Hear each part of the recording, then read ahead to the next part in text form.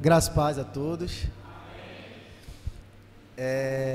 Desde que eu cheguei aqui, tinham poucas pessoas quando a gente chegou. Tanto eu como meus irmãos da minha igreja, ali tem uma fileirinha ali que eu estava, são os meus irmãos lá da igreja. A gente foi muito bem acolhido, a gente sentiu um ambiente de acolhimento, de cuidado, de amor, de paz. Isso é muito bom, ver isso na igreja local. A igreja que tem sido tão atacada e afetada por males internos e também por interferências externas, como foi falado aqui, mas a igreja do Senhor permanece de pé e permanecerá até o fim, amém?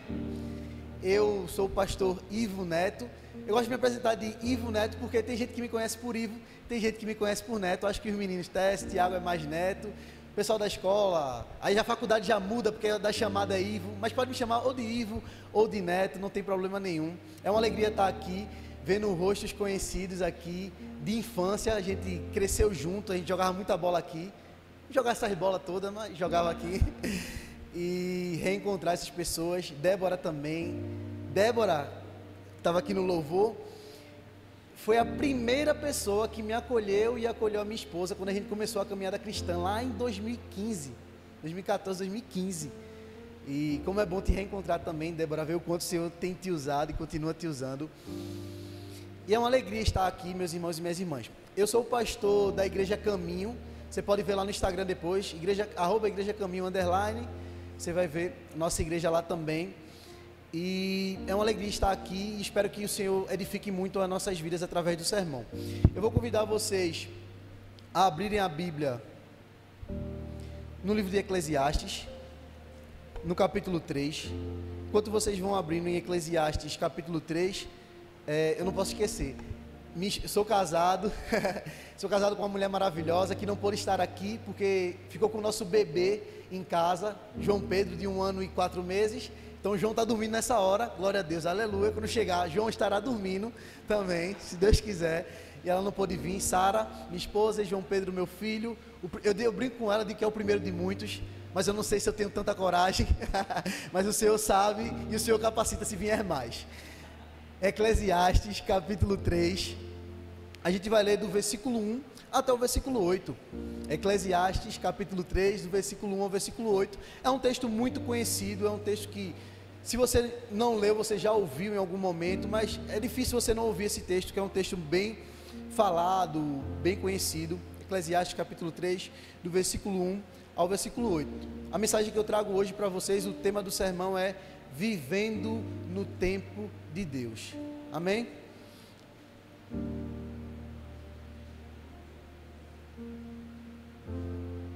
Vamos para a leitura da palavra. Eclesiastes capítulo 3, do verso 1 até o verso 8, a palavra do Senhor diz assim: Tudo tem o seu tempo determinado, e há tempo para todo propósito debaixo do céu.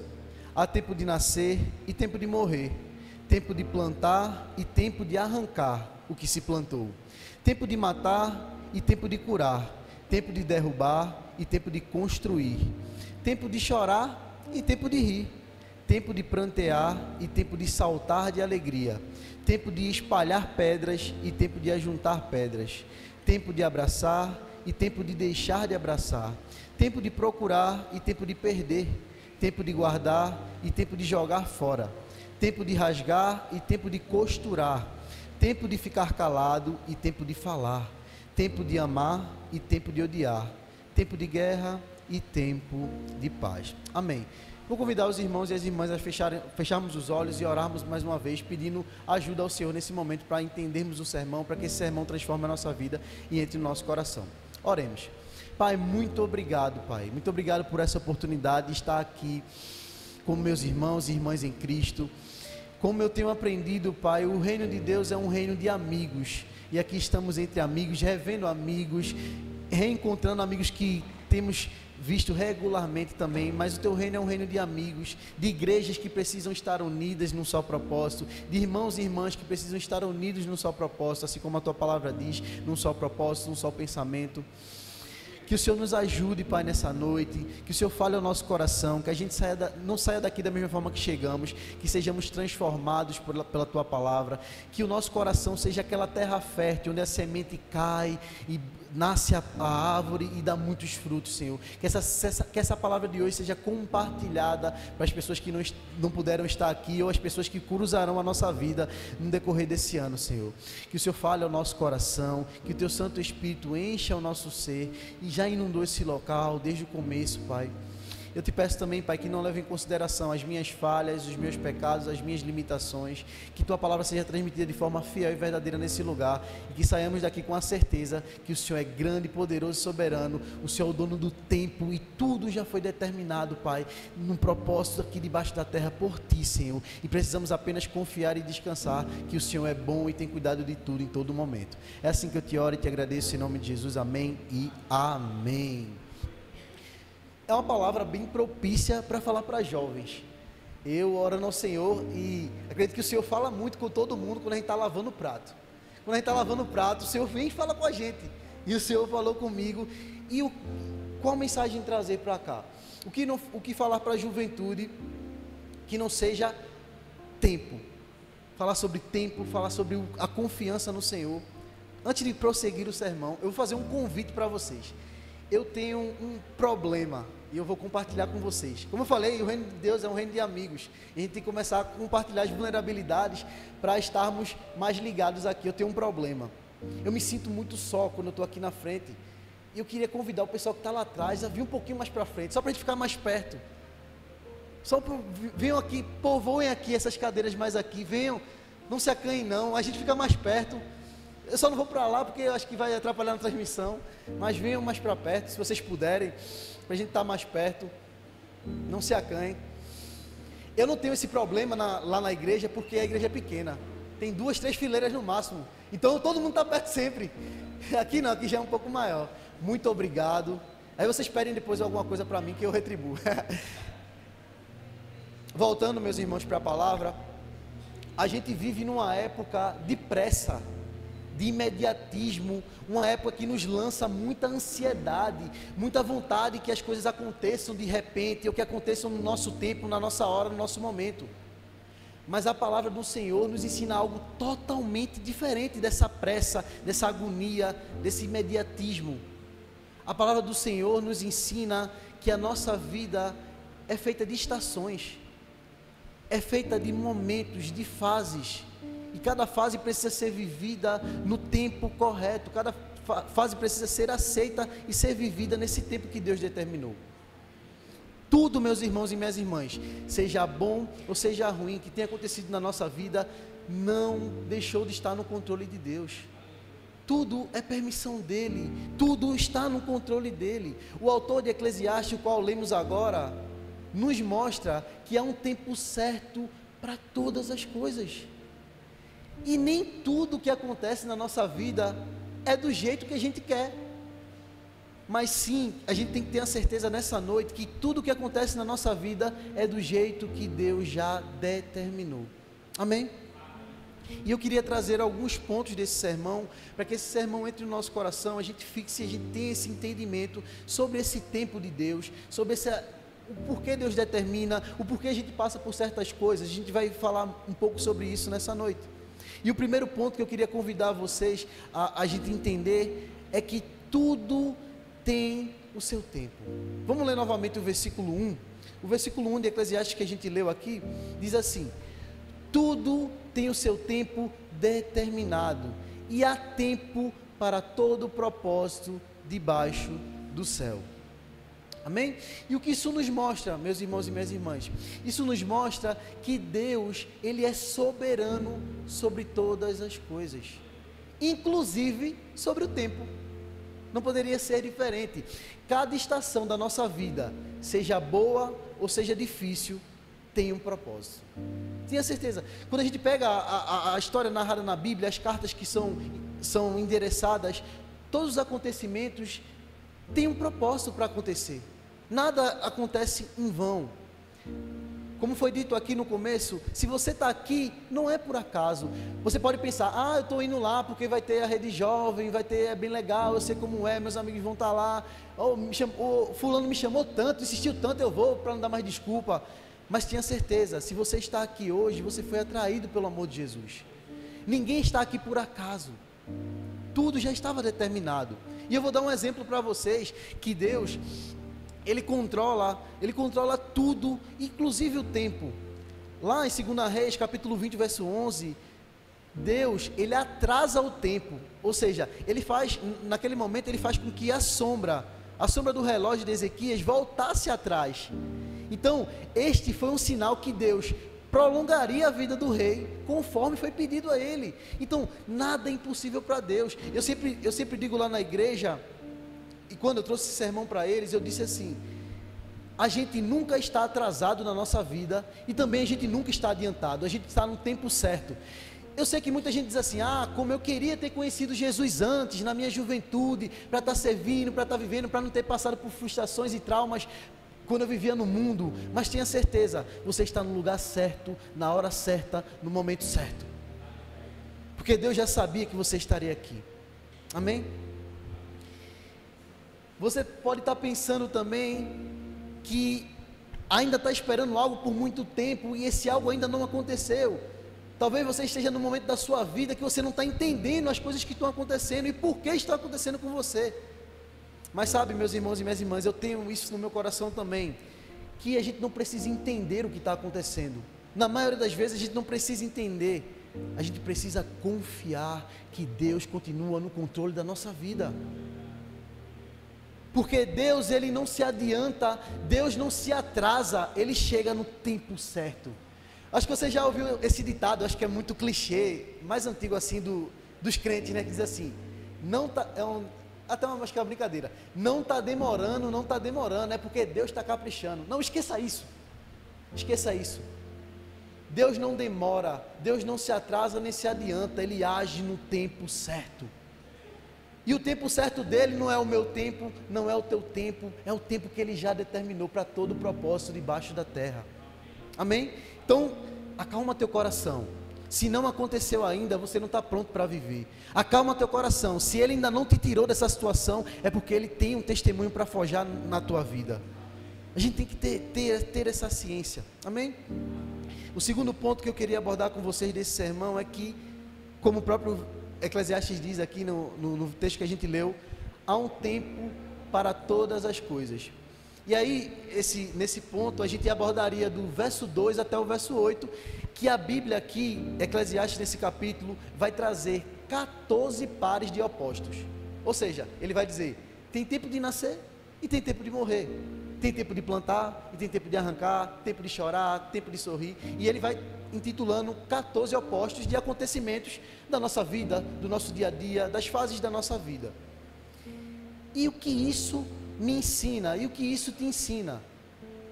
Esses versos ensinam que a nossa vida é feita de ciclos. A nossa vida não é aquela linha constante que vai ser sempre bom, alegria, celebração. Não. A nossa vida tem momentos alegres, tem momentos felizes. Eu costumo dizer que nossa vida é agridoce. Em todo momento feliz, às vezes tem uma pontinha de tristeza, ou em toda tristeza, às vezes tem um quê de felicidade para a gente continuar caminhando.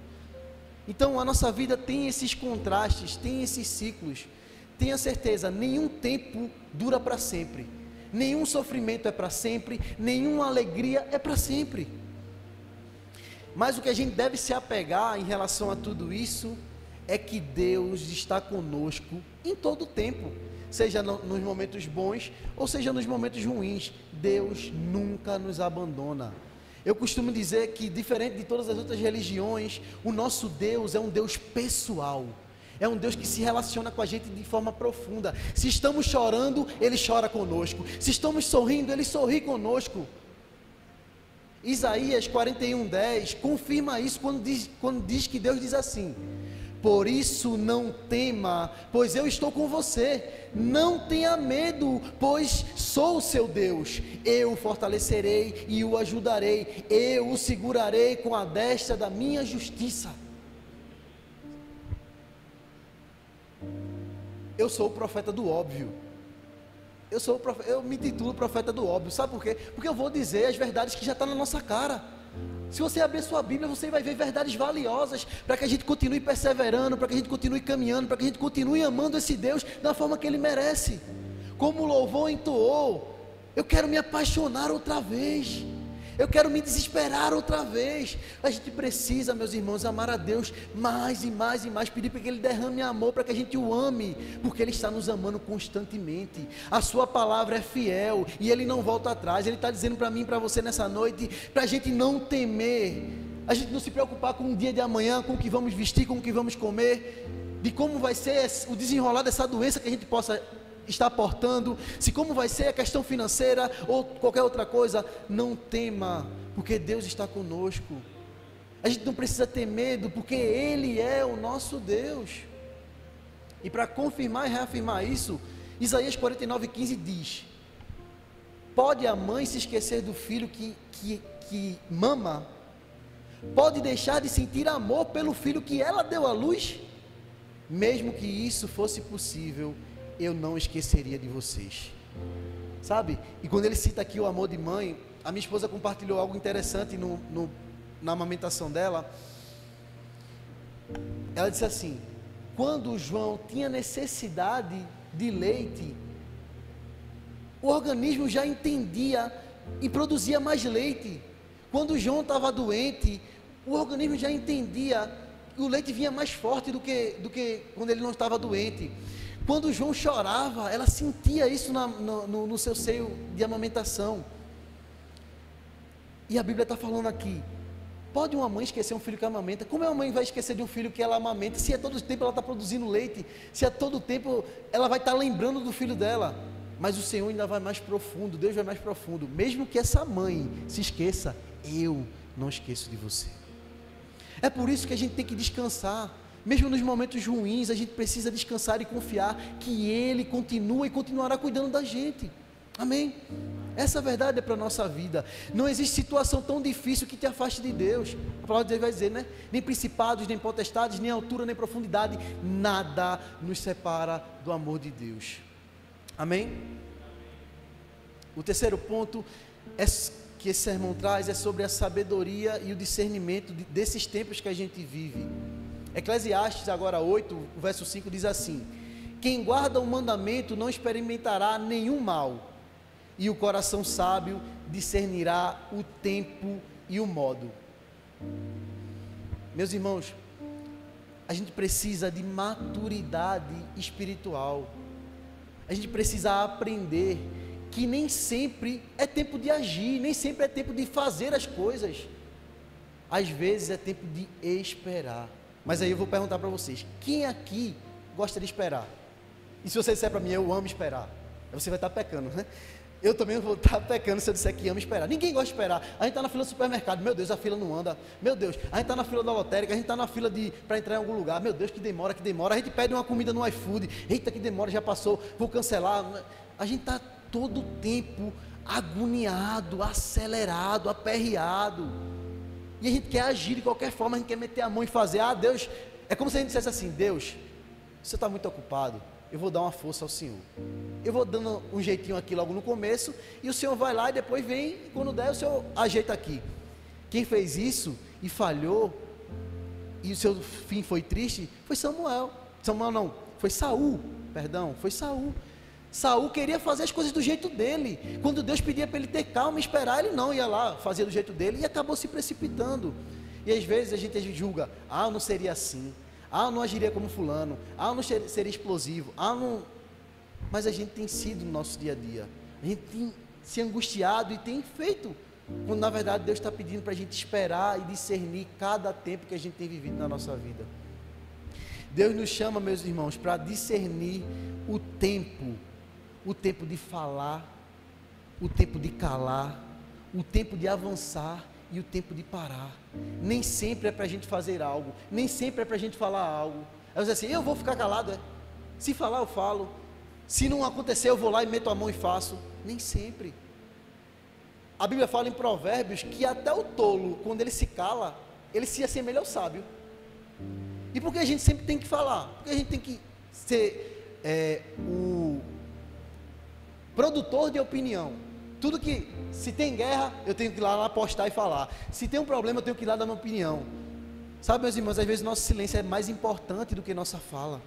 E é isso que Deus está falando. Calma, acalma o teu coração. Discerne primeiro antes de agir, antes de falar. Sabe, às vezes você quer dizer assim, pô, fulano está passando por isso. Ah, é pecado, é porque não sei o que, não sei o que.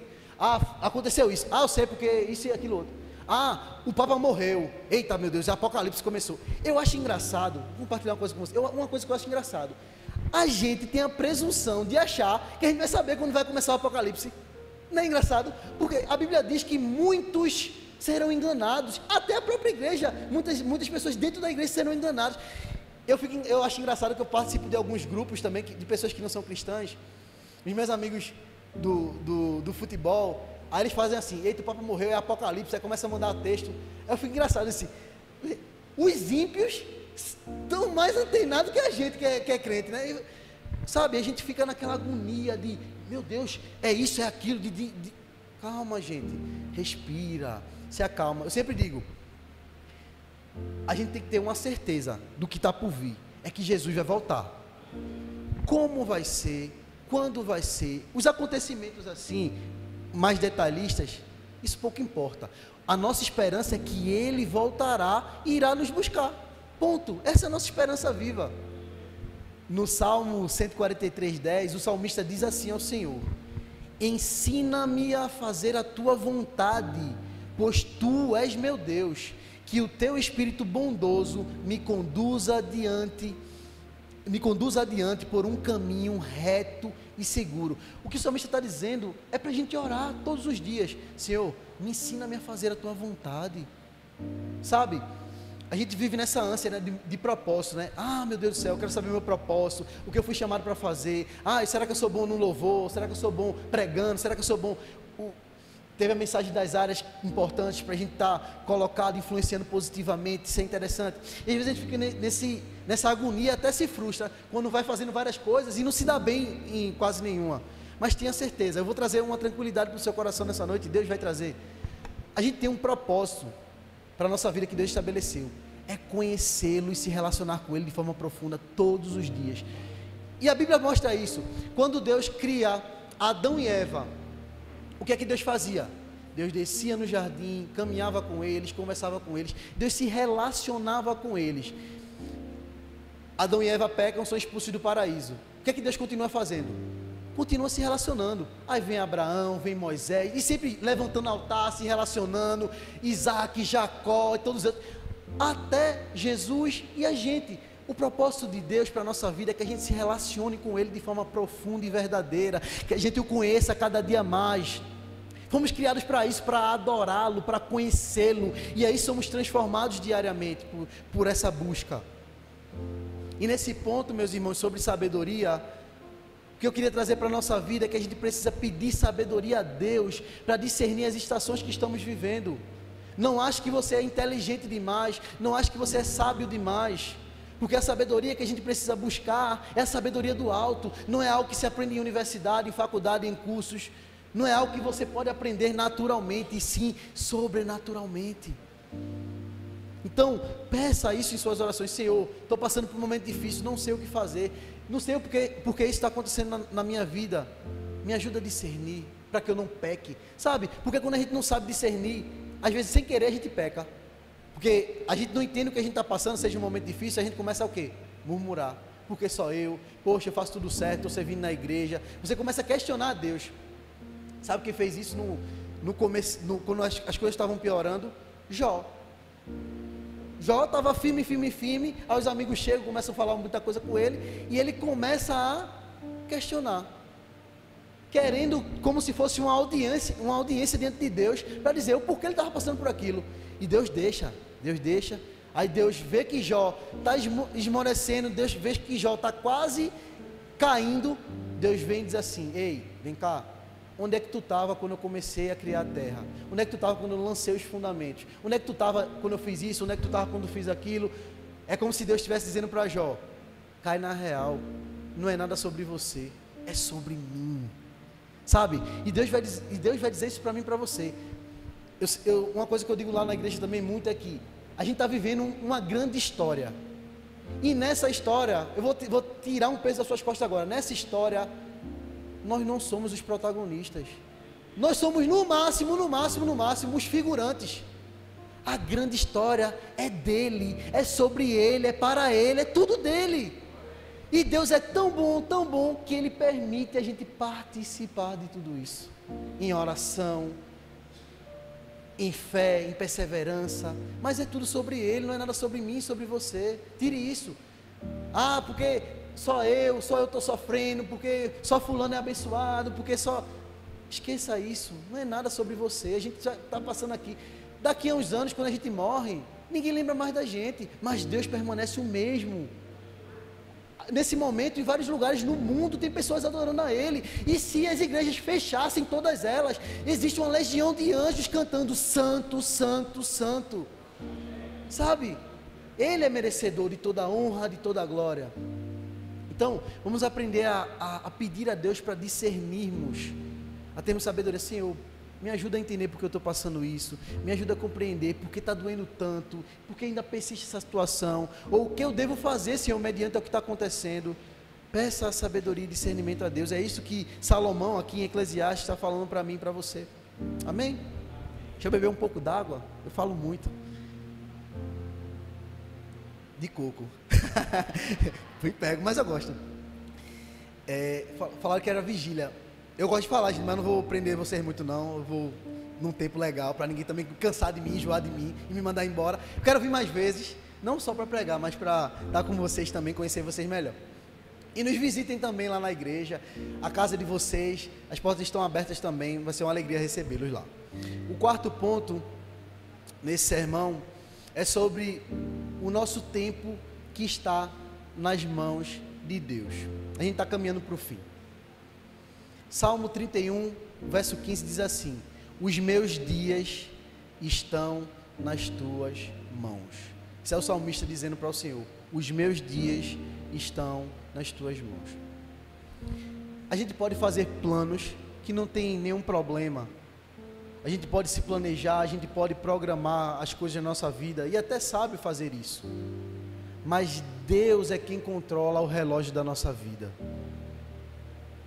A nossa confiança precisa estar nele, porque Ele sabe quando agir, quando abrir as portas, quando curar, quando mover, só Ele sabe.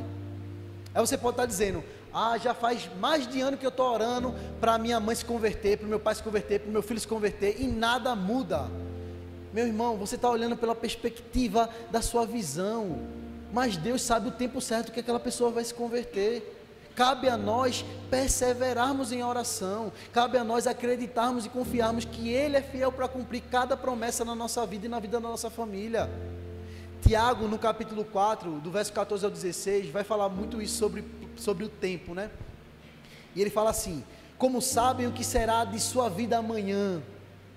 A vida é como uma névoa ao amanhecer, aparece por um pouco e logo se dissipa.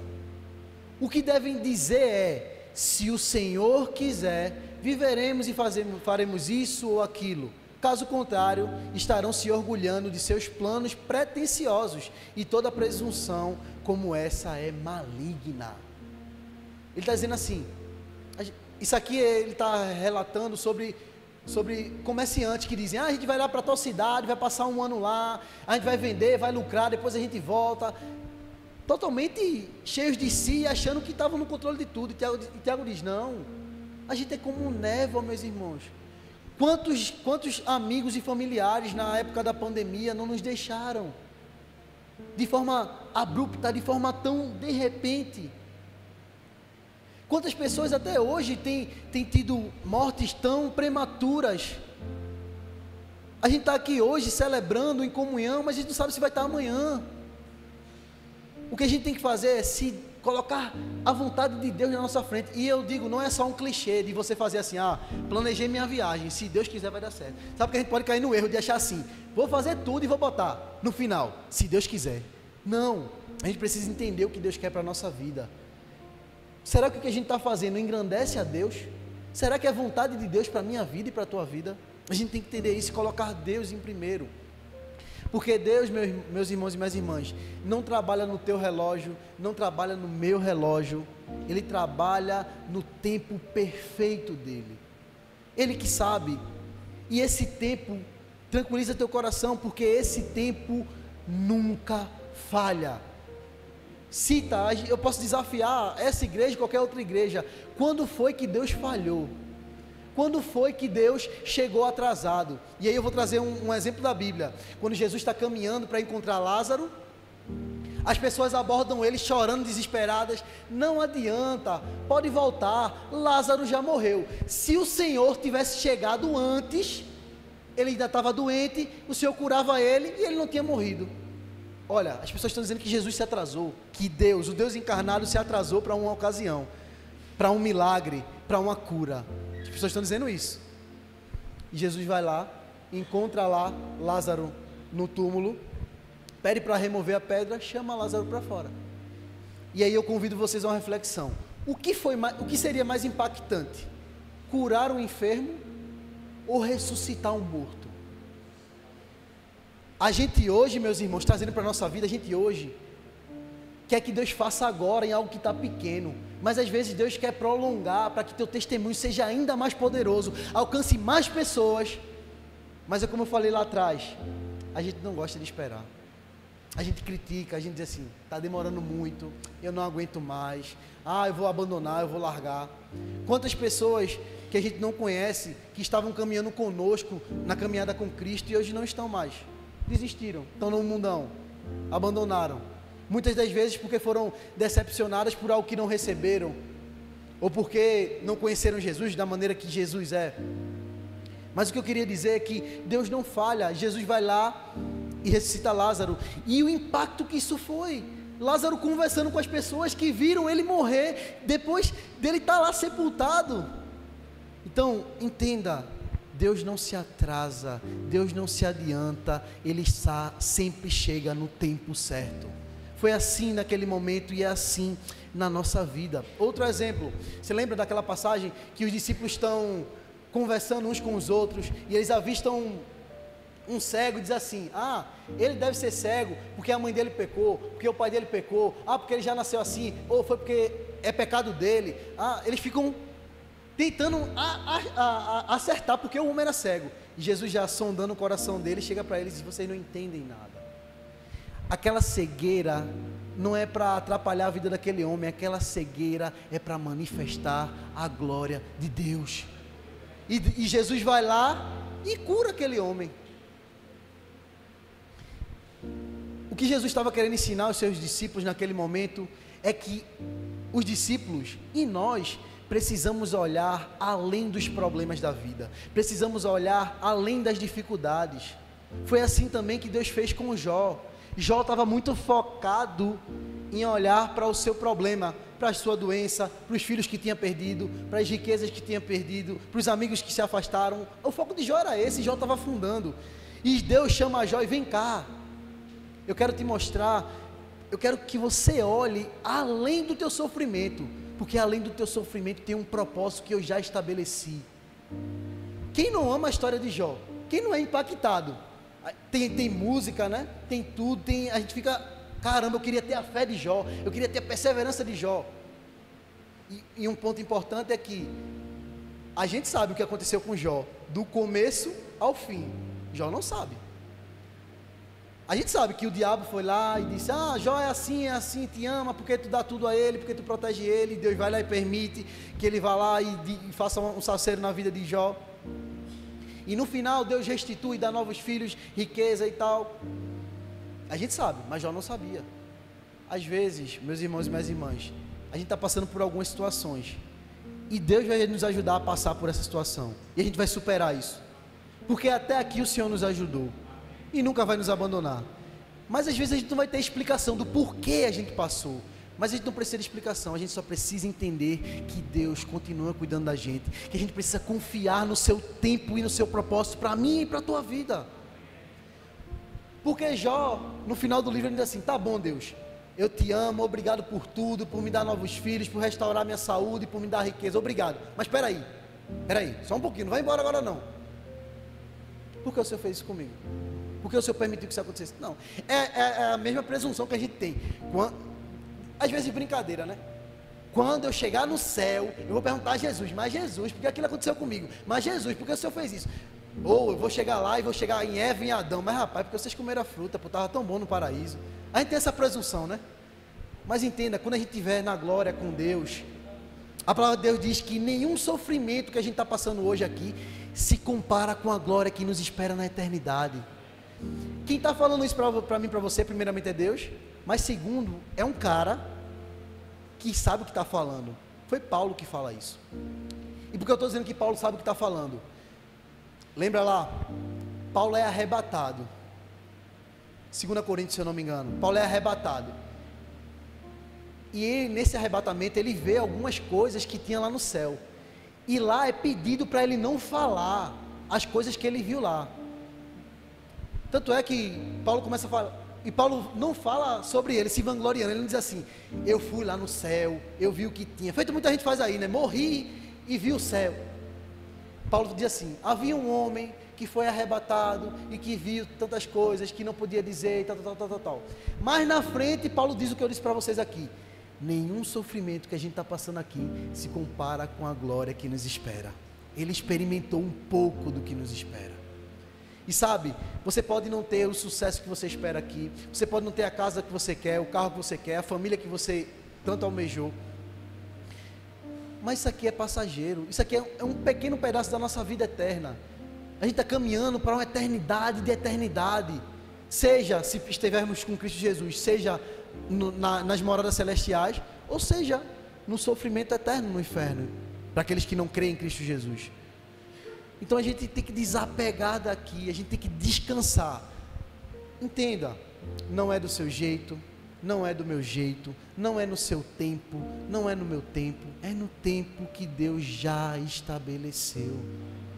Vamos parar de dar forcinha para Deus, vamos parar de achar que é acaso, que é sorte.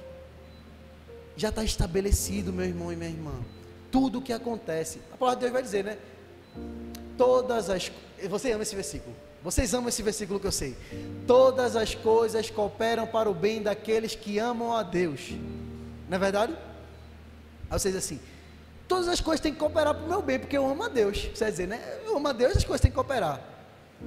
Perceba um detalhe nesse versículo. Ele fala, todas as coisas.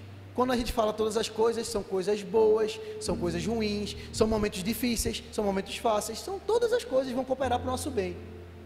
Aí você vai dizer assim, como uma coisa ruim vai cooperar para mim? Vai cooperar. E que bem é esse que Deus espera que aconteça na minha vida, se está acontecendo coisa ruim?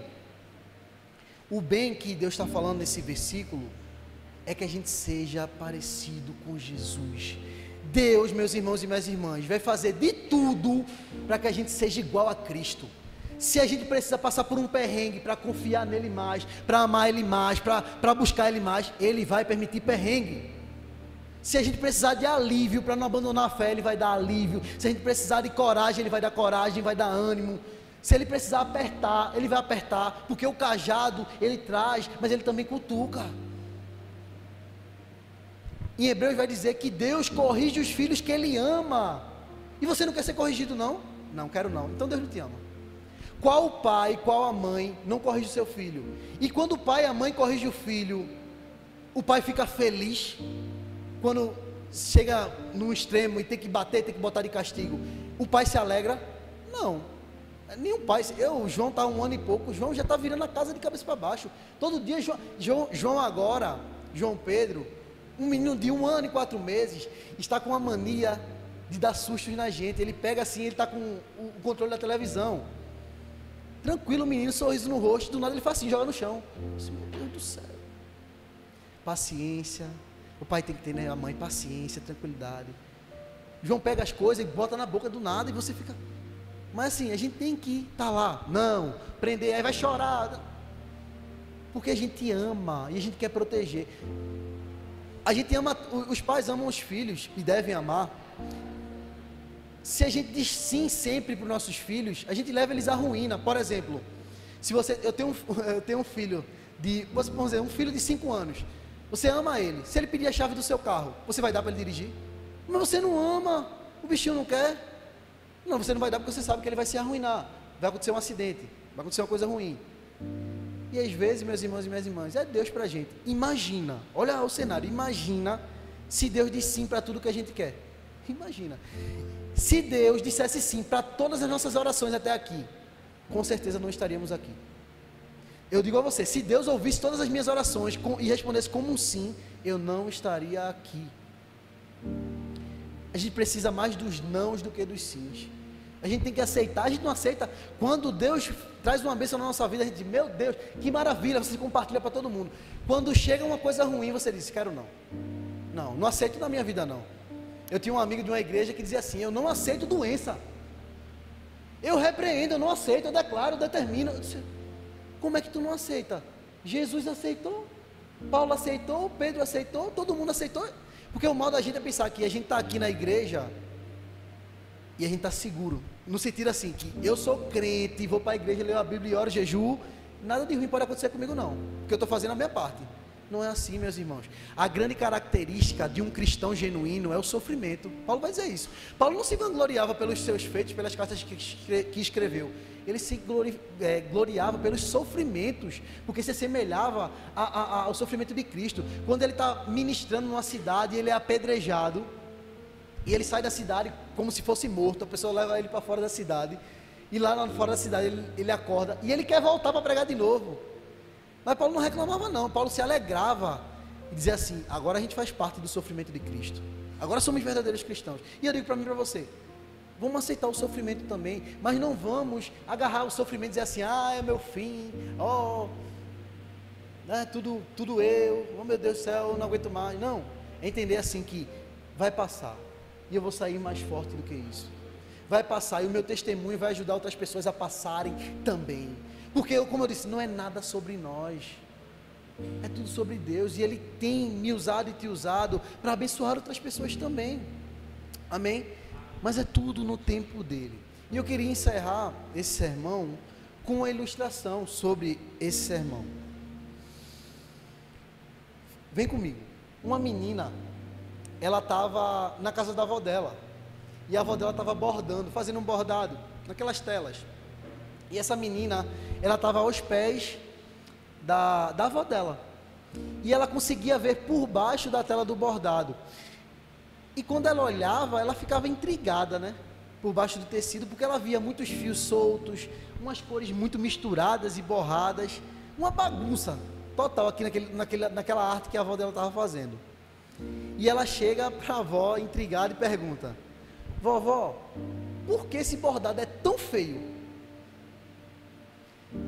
Aí a avó sorriu para ela e disse, espera só um pouco, que eu vou te mostrar uma coisa, minha neta, confia em mim. Então ela continua bordando, e algum tempo depois, a avó chama a menina para olhar o bordado da parte de cima, para ter uma visão diferente. E quando a menina olha, ela vê uma paisagem perfeita, muito colorida, bem desenhada, era algo lindo aos olhos de se ver. E a avó chega e diz assim, que aquilo é semelhante à nossa vida com Deus. Como assim? Muitas das vezes, meus irmãos e minhas irmãs, a gente só consegue ver por baixo do bordado. Às vezes a gente só consegue ver a confusão, o sofrimento, o lamento, a dor, os problemas, as dificuldades. Mas a gente tem que ter a certeza que Deus está vendo do lado certo, que o bordado que Ele está fazendo é algo lindo, e cada ponto, até os que doem na nossa vida, fazem sentido e completam essa bela obra que Ele iniciou em nós. Talvez, meus irmãos e minhas irmãs, você esteja olhando a vida por debaixo do bordado, esteja focando na sua dor, no seu sofrimento, e às vezes você diz assim, minha vida não faz mais sentido, para que eu viver, para que eu continuar, para que eu insistir? Mas calma, Deus está abordando algo belo na sua vida, algo com propósito. Confia nele, confia no tempo dele, não é o seu fim, sabe? E eu sempre digo, quando um pastor vem aqui na frente, deixa eu beber água. Será que é água ou de coco? Água de coco de novo. Mas é bom que amanhã eu vou correr 5 quilômetros, já vou hidratado. Eu digo que quando o pastor vem aqui, o pastor, quando vai falar da sua própria vida, ele nunca pode dar exemplo bom. No sentido assim, ele nunca pode se gabar e dizer assim, porque eu fui lá e Deus foi e transformou, eu orei, curou, faz parte. Mas assim, o pastor tem uma responsabilidade de contar desvantagem aqui em cima. E como Deus faz dessas desvantagens algo para glorificá-lo. Em 2019, meu casamento estava marcado. A festa estava tudo pronto, 2019. E uma semana antes do dia da festa do meu casamento, meu irmão é internado, 28 anos meu irmão tinha na época, ele é internado, com dores abdominais, fica internado 3 dias, no 4º dia, se eu não me engano, ele vem a óbito. Então não tinha clima mais nenhum para a festa de casamento. A gente começa a ligar para os fornecedores, começa a cancelar as coisas, os mais próximos acompanharam isso. Foi um transtorno, foi uma tristeza muito profunda. E muitas pessoas que estavam ao meu redor, inclusive na igreja, quando eu fazia parte de outra igreja, diziam assim, como? Poxa, Neto, na época eu não era pastor, Neto, serve na igreja, vive em santidade, ele sara, faz tudo certinho, ajuda a gente, dá um bom testemunho, porque isso aconteceu com eles, as pessoas ficam questionando. E o Espírito Santo de Deus me fortaleceu a minha esposa. Em nenhum momento, meus irmãos, em nenhum momento a gente reclamou ou questionou. Em nenhum momento. Não porque somos bons, mas porque Deus trabalhou na nossa vida para que a gente permanecesse firme. Tanto é que, eu não sei como isso aconteceu, mas no velório do meu irmão, eu dei a palavra no culto fúnebre lá. Nesse dia eu tinha arrancado o siso, estava com o rosto inchado, foi uma loucura, eu despachei corpo, foi um transtorno. E talvez eu não entendesse o porquê estava acontecendo, mas eu não questionei. E isso passou. E meus irmãos, eu tenho um testemunho de tantas pessoas que estavam ao nosso redor, que tiveram a fé fortalecida, porque eu e minha esposa não abandonamos a Deus. Sabe? Às vezes, na maioria das vezes, Deus coloca situações difíceis na tua vida. Sempre, na verdade, Deus coloca situação na minha e na tua vida, situações difíceis. Não é para destruir a gente, não é para afastar a gente dele, não é para fazer a gente abandonar a fé, é para fortalecer a nossa fé. Eu digo a você, parafraseando Jó, antes desse acontecimento, eu conhecia Deus de ouvir falar, e depois desse acontecimento, eu conheci Deus face a face. É isso que Jó diz quando Deus vem, ele diz assim, Deus, antes eu te conhecia de ouvir falar, hoje eu te conheço face a face. Às vezes, meus irmãos e minhas irmãs, Deus vai permitir coisas difíceis e ruins na nossa vida, para que a gente o conheça face a face, para que a gente entenda que tudo que a gente tem na nossa vida é Ele. Sabe o que Deus ensinou a Jó com aquela situação também? Depois você vê, né? Jó teve as riquezas de volta, os filhos, novos filhos, Jó teve tudo restaurado e tal. Mas o que Jó entendeu com aquilo tudo é que o mais importante ele já tinha naquele momento, que era o próprio Deus. Não me falta nada, não te falta nada, a gente já tem tudo. Eu sempre digo lá na igreja, se tem uma promessa que eu amo na Bíblia nesse mundo tereis aflições. Isso é uma promessa, viu? Nesse mundo tereis aflições. Aí Jesus já emende, tende bom ânimo, porque eu venci o mundo. E a gente entende que se permanecermos nele, também venceremos cada adversidade, cada problema, cada dor.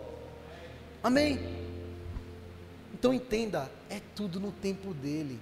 Seja no vale da sombra da morte, seja nos pastos verdejantes, é o tempo dele acontecendo na minha e na tua vida. Amém?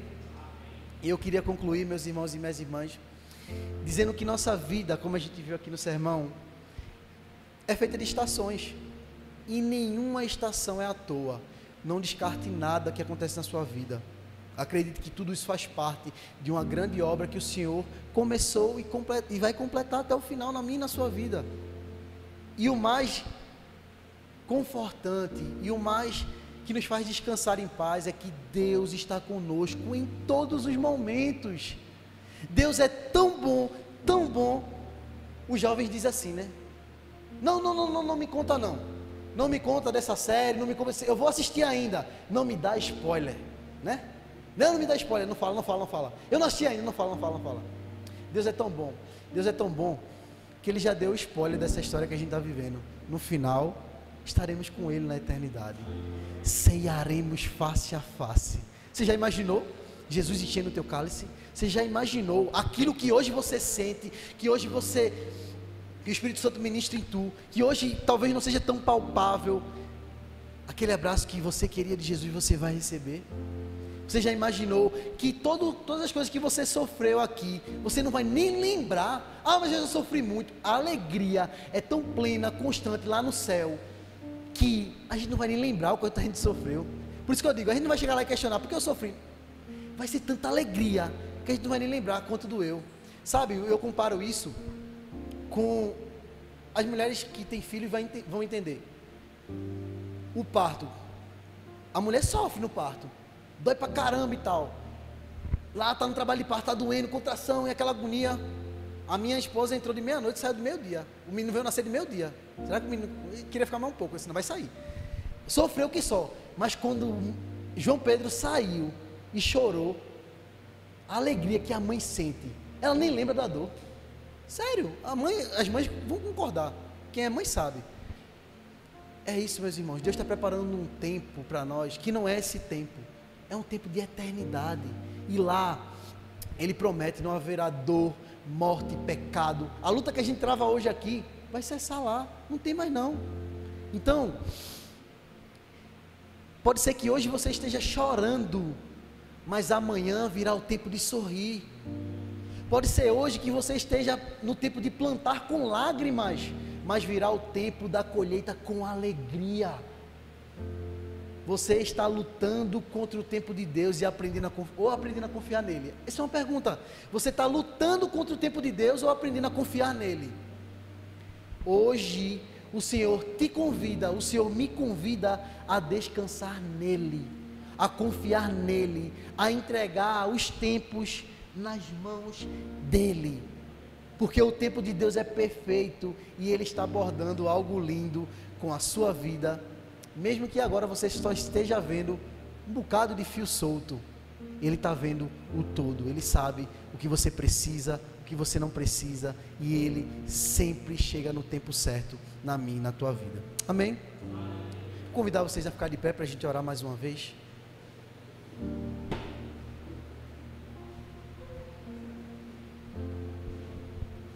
E eu repito, não é fácil. Esperar não é fácil. Ter calma não é fácil. Principalmente nos momentos de dor e angústia. É muito difícil, Mas confia. Aquele que prometeu é fiel para cumprir. Não porque a gente merece, não porque a gente é bom, mas porque Ele é fiel à sua própria palavra. Que maravilha. Porque Ele diz: eu não te desampararei, eu não te abandonarei. Ele não pode voltar atrás, meus irmãos e minhas irmãs. E a gente se apega nisso, se apega na palavra dele. O Senhor está comigo, o Senhor é minha força, o Senhor é o meu socorro bem presente na hora da angústia e da dor. Não existe choro sem fim, não existe dor sem fim, porque a alegria vem pela manhã, meus irmãos. E a gente já experimentou, todos nós já experimentamos isso e temos experimentado. Amém? Vamos fechar nossos olhos, vamos orar e vamos confiar e entregar nosso tempo a Deus. Oremos. Senhor, muito obrigado, Pai, por essa palavra, obrigado por tudo que o Senhor falou conosco nessa noite. Eu creio em nome de Jesus que a Tua palavra encontrou corações férteis, Senhor. Eu creio em nome de Jesus que a Tua palavra nunca volta vazia, Senhor. Eu creio que pessoas que estavam ansiosas, angustiadas, preocupadas, sairão daqui mais confiantes em Ti, descansarão em Ti, entregarão a vida a Ti, descansarão em Teus braços, Senhor. Eu te peço, Senhor, acalma nossa alma, acalma nosso coração, nos desacelera dessa rotina frenética que é a vida, faz com que a gente descanse em Ti, Senhor, faz com que a gente Te busque mais, faz com que a gente busque sabedoria para discernir o que a gente tem vivido, faz com que a gente, Pai, seja grato por tudo que a gente tem vivido, que a gente, como a Bíblia fala, que a gente dê graça em tudo, seja nos momentos ruins, seja nos momentos bons. Que a gente se alegre também, Senhor. Eu sei que é difícil e parece irracional para o mundo. Que a gente se alegre nas provações, sabendo que Jesus passou por isso e nos mostrou que nós conseguiríamos passar também, porque Ele é nossa força, Ele é nossa fortaleza, nosso socorro bem presente na hora da angústia e da dor, Senhor. Abençoa cada pessoa que aqui está, Senhor. Se existir alguém pensando em desistir, Pai, renova as forças. Se existir alguém desanimado nessa caminhada, gera ânimo no coração delas, Senhor. Faz com que elas olhem para Ti, Te busquem, Te desejem. Faz com que elas se apaixonem por Ti mais uma vez. Derrama amor nesse lugar, Senhor, nos corações que precisam. Cura as feridas. Preenche as lacunas do nosso ser, Senhor. Não permita, Pai, que a gente se perca nessa jornada, que a gente continue Te buscando, Te engrandecendo, acreditando que tudo que acontece na nossa vida tem um propósito debaixo do céu. Que nos momentos bons a gente Te louve e que nos momentos ruins a gente Te louve ainda mais, sabendo que o Senhor está conosco em todo o tempo.